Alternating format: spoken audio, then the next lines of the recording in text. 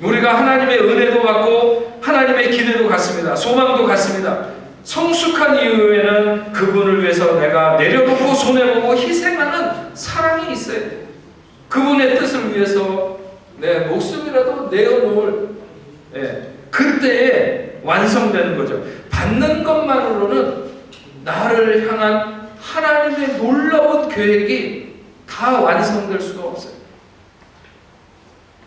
사람들이 기도하면서 뭘 받았다고 간증하고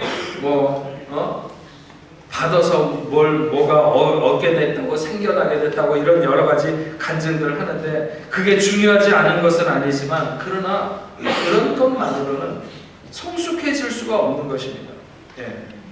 그것은 마치 애굽에 있는 것과 같은 거죠. 애굽에 있을 때는 받는 것이 없으면 그분을 쳐다보지도 않을 거예요. 그래서 기적도 있고 신비의 역사도 있고 환상도 다 중요해. 10년, 20년 나와 함께 했던 하나님의 은혜, 그 역사에 대한 나를 얼마나 축복하셨는지, 나와 얼마나 동행해 주셨는지 그런 것을 간증하는 거 중요해요. 그러나 그 이상 성장하지 않는 것은 아무 소용이 없습니다. 진정한 성장의 완성은 언제 오는가 하면 내가 받은 것을 응답하기 시작하면서 하나님 앞에 사랑으로 돌려드리면서 그분을 향해 나를 한 걸음씩 내어드리기 시작하면서 사랑의 이름으로 내 것을 드리고 헌신하기 시작할 때 비로소 하나님이 나를 향한 그분의 시각을 알 수 있게 되고 눈치채게 되고 하나님은 내 삶 안에 그런 것을 완성해 가신다고 하는 것이죠.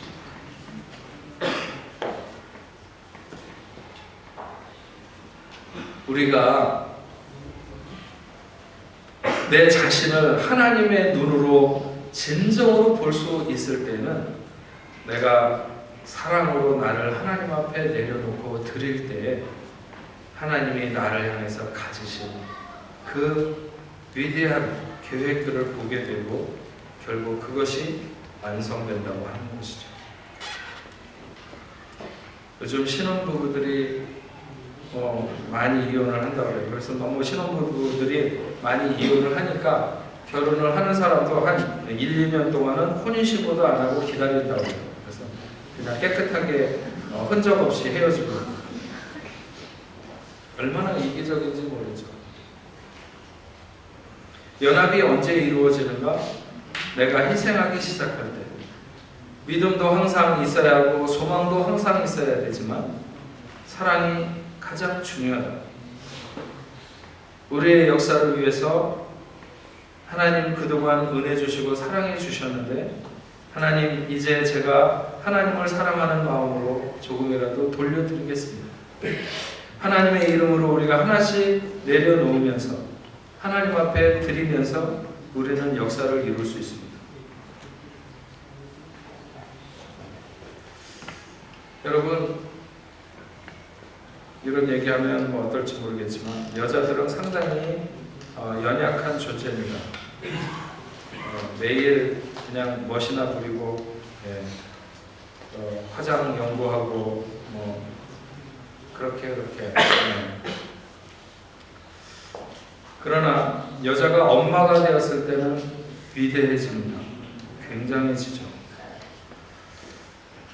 요즘 일부러 애를 안 낳으려고 하는 엄마가 안 되려고 하는 여자들이 많아요. 몸매 흐트러질까봐 희생하기 싫은 거죠.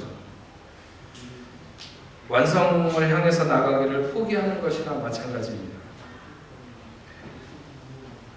나를 내어주면서 나를 내려놓으면서 베풀면서 사랑을 주면서 언제 하나님이 나를 보시는 하나님이 원하시는 내 삶의 완성이 언제 이루어지는가?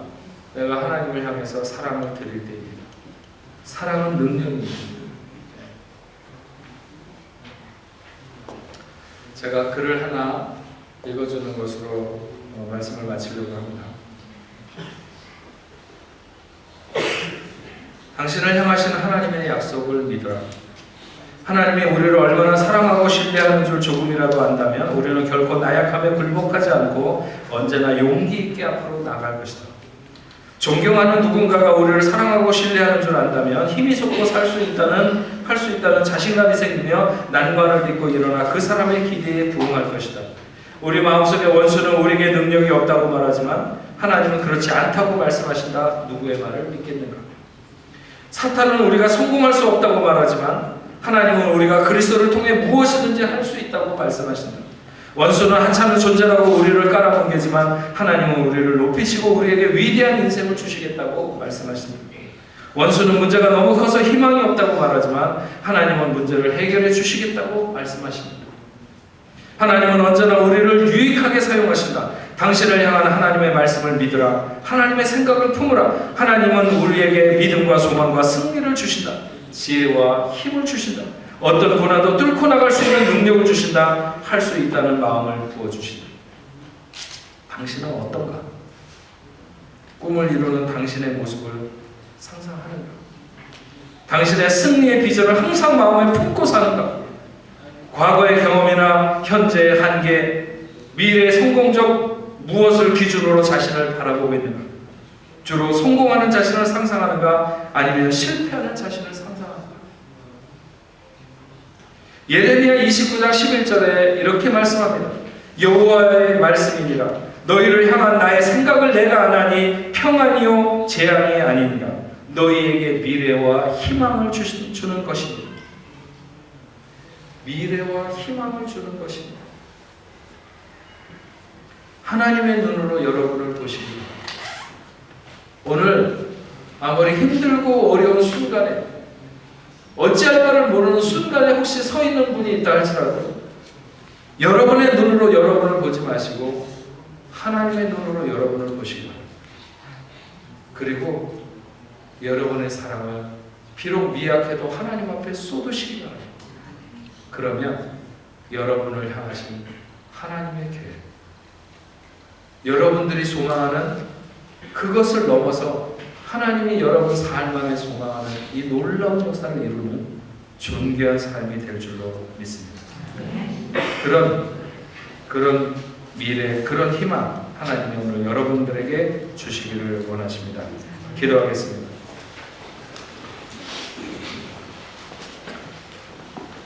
하나님 아버지, 이스라엘 백성들이 광야를 지나서 이제 가나안을 들어가려고 합니다.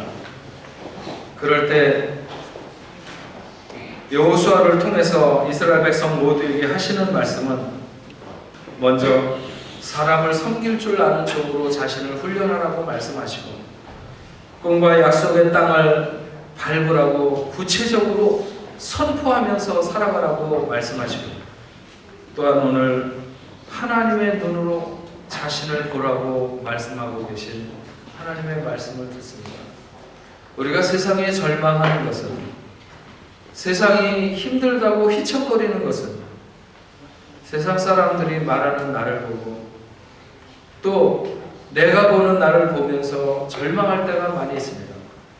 그러나 아브라함에게 아브라함이라고 말씀하시고 야곱에게 이스라엘이라고 말씀하시고 시몬에게 베드로라고 말씀하시는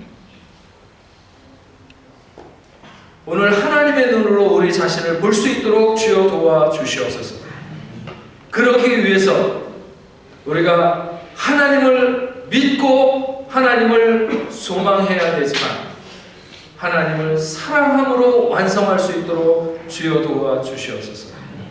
내가 내 자신을 하나님 앞에 내려놓으면서 사랑의 이름으로 헌신하면서 희생하면서 조금씩이라도 하나님 앞에 가까이 다가가면서 나를 쏟아놓게 될 때 하나님께서 나를 성숙하게 하시며 나의 삶을 통해서 이루고자 하시는 일을 그 계획을 완성시켜 갈 줄로 믿습니다. 아버지 하나님, 이런 놀라운 역사가 우리의 삶 안에 모두 이루어질 수 있도록 축복하여 주시옵소서. 예수님의 이름으로 기도합니다.